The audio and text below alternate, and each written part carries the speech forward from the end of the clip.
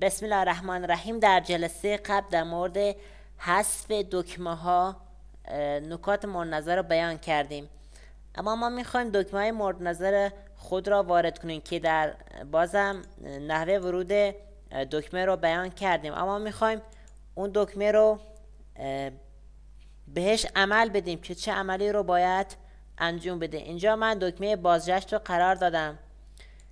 الان در اسلاید دوم هستم. میخوام به اسلاید اول بره، بازگشت به ابتدای سنمون.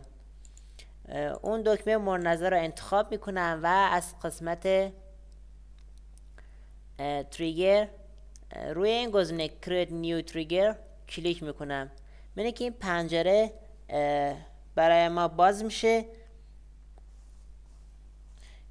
این دکمه قراره که ما رو به اسلاید اصلی بره، بنابراین از قسمت اکشن گزینه جامپ تو اسلاید رو انتخاب میکنیم و از قسمت اسلاید اون اسلایدمون که گفتیم اسلاید اوله میخوایم به این اسلاید بره، اونو انتخاب میکنیم و در نهایت اوکی میکنیم.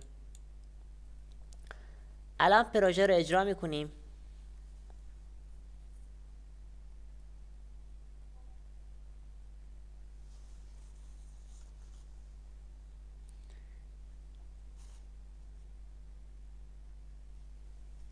ببینید بعدی این اسلاید دوم است که ما دکمه رو توش قرار داریم. وقتی دکمه بازگشت بزنیم به اسلاید اولیمون برگشت داده میشه، باز میگرده.